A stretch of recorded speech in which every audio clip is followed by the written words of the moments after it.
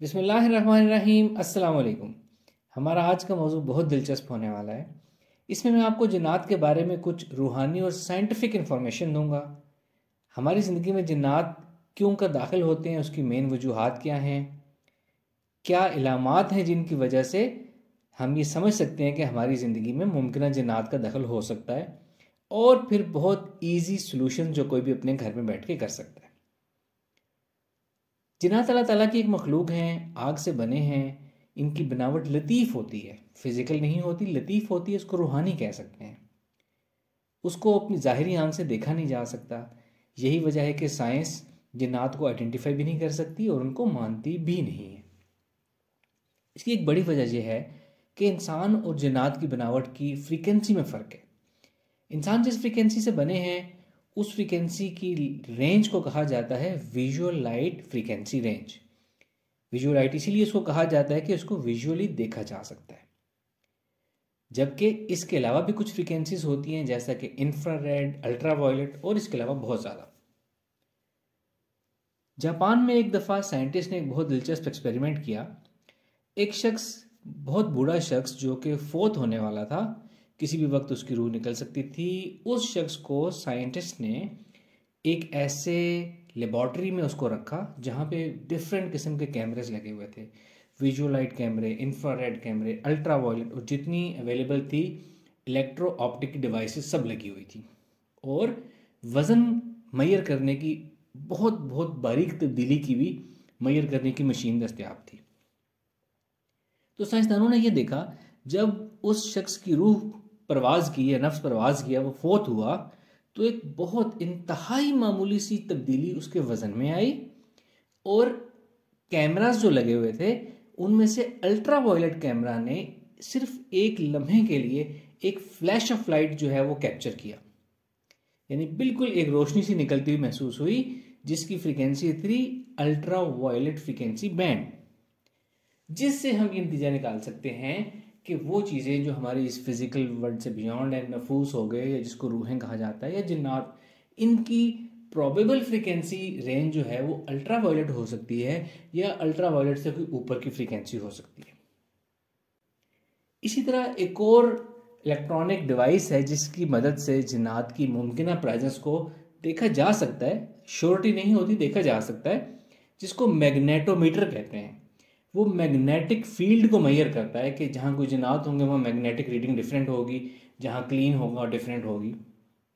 अगर आपको याद हो, कुछ अर्सा पहले ARY पे एक प्रोग्राम आया करता था जहाँ वो दो लड़के मैग्नेटोमीटर लेके वीरानों में और कब्रिस्तानों में जाते थे और वहाँ वो मैग्नेटोमीटर से वो रीडिंग नोट करते थे, और जहाँ को रीडिंग भी बहुत ज़्यादा फ़र्क आती थी वहाँ उनके साथ कुछ शरारतें भी होती थी। अब मालूम नहीं वो शरारतें वो एक्टिंग करते थे असल में होती थी। बहरहाल मैग्नेटोमीटर से ये मैग्नेटिक फील्ड की डिफरेंस या वेरिएशन मैयर की जा सकती है। जैसे जैसे साइंस मज़ीद तरक्की करेगी, नए आलात आएंगे, आने वाले वक्तों में साइंस एग्जैक्टली जिन्नात को देख भी सकेगी और बहुत दिलचस्प एक्सपेरिमेंट भी कर सकेगी कि जिसके साथ जिन्नात हैं उसकी ब्रेन की MRI कैसी है, उसके ब्लड टेस्ट कैसे हैं, एट्सेट्रा एट्सेट्रा।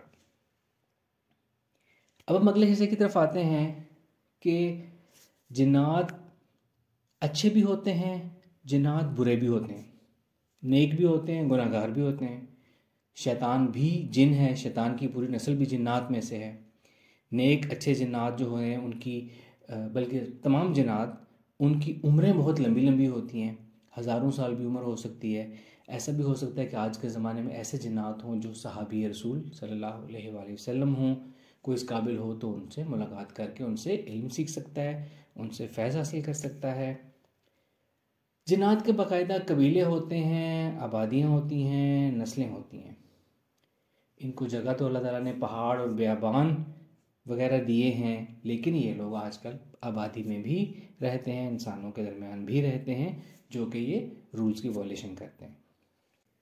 आमिल हजरात जिन्नात को देखने के लिए, उनसे बात करने के लिए, उनसे काबू करने के लिए चिल्ले करते हैं, वज़ाइफ करते हैं।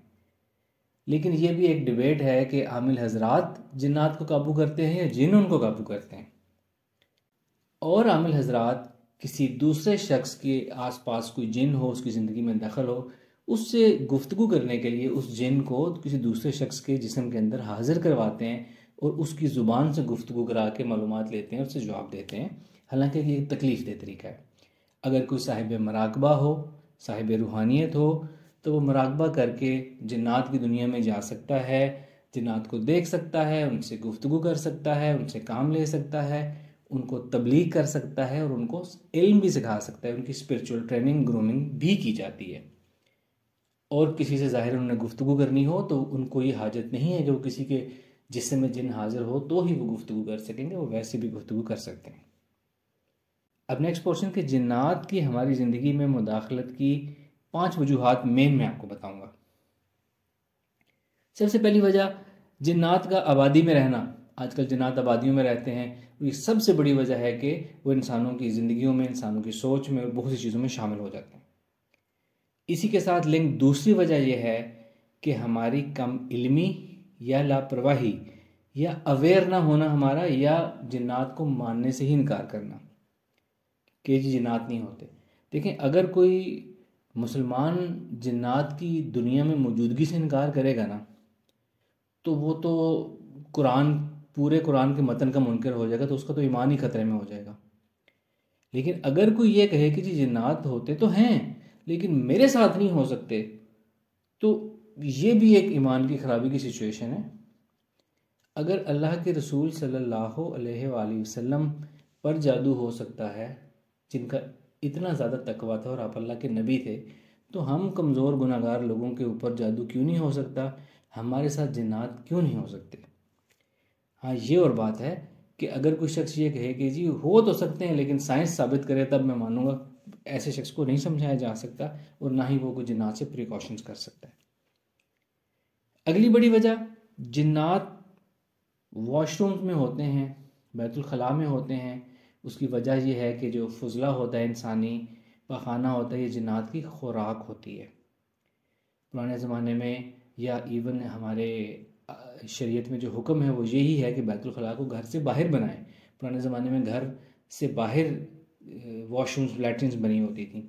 आजकल मॉडर्न दौर है, कमरों के साथ अटैच बाथरूम होते हैं जिसके अंदर हमारा वॉशरूम होता है, जहाँ जिन्नात की मौजूदगी होती है। वो अपनी खुराक के लिए आते हैं और ऊपर से ये है कि हमने अपने वॉशरूम्स को कमरों के साथ अटैच कर लिया। वॉशरूम्स के हम दरवाजे भी खुले छोड़ देते हैं, बंद भी नहीं करते। वॉशरूम्स के अंदर हमने अपने कपड़े भी हैंग किए होते हैं जो हम पहनते हैं, हमारे टॉवल भी हैंग हुए होते हैं जिनसे अपना जिस्म साफ़ करते हैं, हमारे टूथब्रश भी वहीं पड़े होते हैं जिनसे हम अपने दांत साफ़ करते हैं। और सबसे बढ़कर ये कि जिन्नात से हिफाजत के लिए या गुस्ल खाना, वॉशरूम जाने के लिए जो दुआ है जिन्नात से बचने की, हम वो भी नहीं पढ़ते। तो ये एक बहुत बड़ी वजह है कि जिन्नात का हमारी ज़िंदगी में दाखिल होना, शामिल होना। फिर अगली वजह, ओवर थिंकिंग, डिप्रेशन या हमारी सोच का कमज़ोर होना। जिन्नात के लिए मुश्किल होता है किसी इंसान के जिस्म में दाखिल होना, किसी इंसान के जहन में सलाहियत करना, उसके हवास को काबू पाना।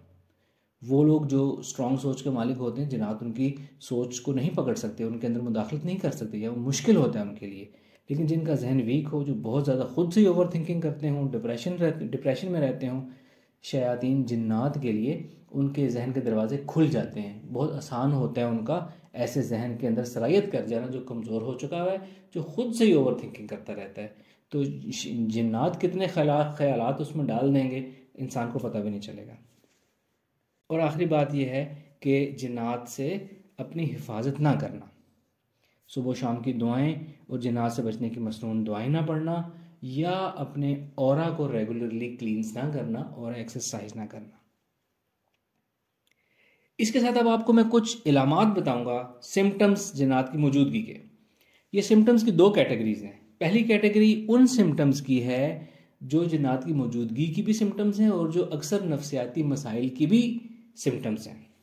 जैसा कि ये एहसास होना कि कोई हमारे पीछे चल रहा है, कोई हमें देख रहा है, कोई हमारी बात सुन रहा है। अच्छा, अगर तो ये नॉर्मल सा हो, अक्सर हो, तो ये ज़रूरी नहीं जिन्नात की मौजूदगी हो। अगर ये कभी कभी हो और बहुत स्ट्रॉन्ग फीलिंग आए, यकीन वाली, कि कोई हमारे पीछे चल रहा है, कोई हमें देख रहा है, हमारी बात सुन रहा है, हमारी सोच पढ़ रहा है, हमारी सोच को मुतासिर कर रहा है, तो ये एक वजह हो सकती है जिन्नात की मौजूदगी की।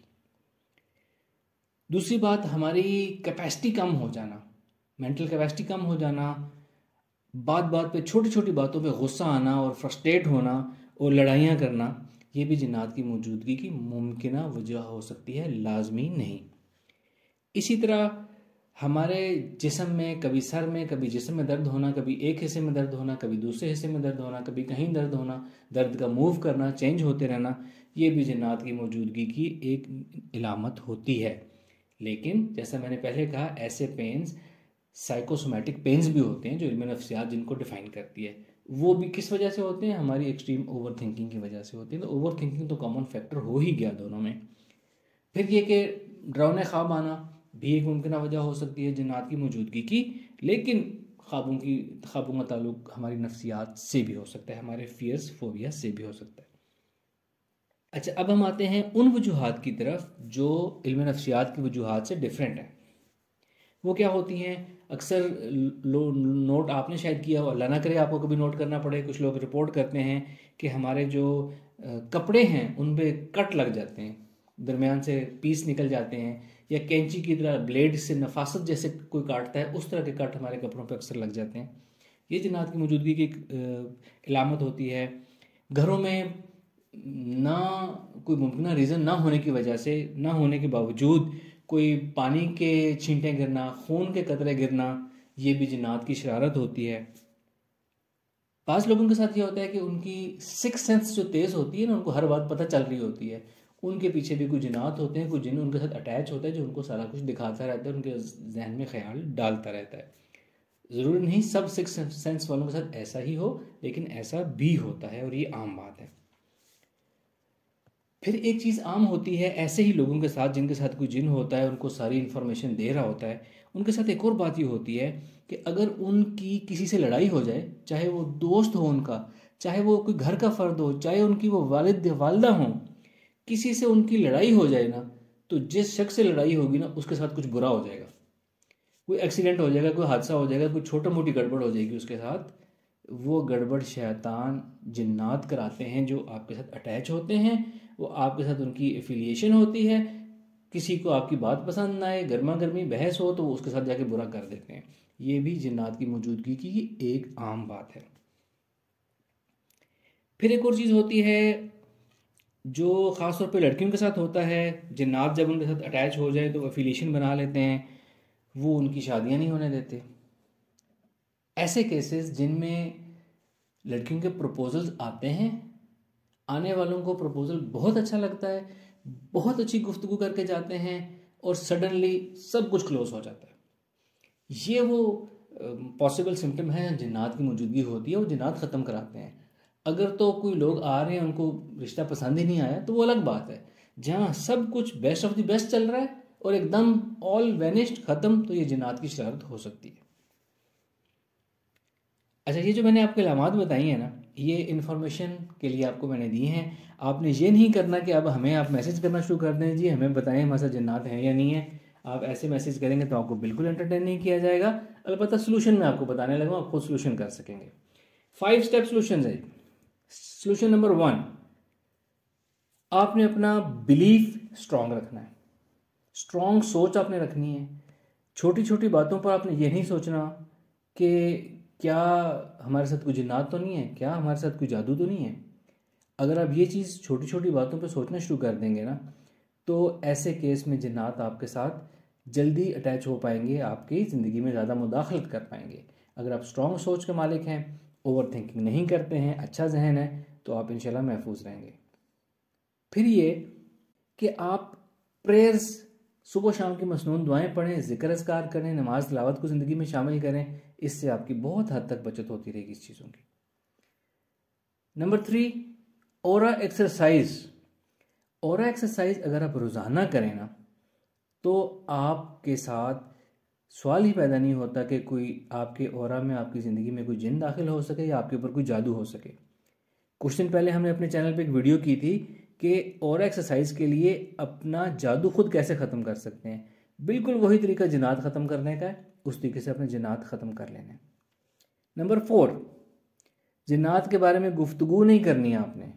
लोगों से गुफ्तगू नहीं करनी, जिन्नात के बारे में मालूमात और डिस्कशंस नहीं करनी। जिन्नात ज़मान और मकान की कैद से आज़ाद होते हैं। वो कहीं भी जिन्नात के बारे में, अपने बारे में गुफ्तगू सुने तो पूरे मोहल्ले में जितने जिन्न होते हैं वो सारे आ जाते हैं आपके पास आपकी गुफ्तगू सुनने के लिए। और अगर ये बातें आप लोग अक्सर करेंगे तो वो आपके पास ही रहना शुरू कर देंगे। अक्सर ऐसा होता है कि किसी के जिन्न जो हैं वो भगाए जाते हैं, ख़त्म किए जाते हैं, कुछ ऐसे बाद फिर आ जाते हैं। पता चलता है कि वो इंसान जो है वो जिन्नात को याद करता रहता है, लोगों से डिस्कशन करता रहता है कि जी मेरे साथ जिन्नात थे, ऐसा हुआ, मैंने ऐसा इलाज कराया, ये हुआ। वो जिन सुन के फिर वापस आ जाते हैं।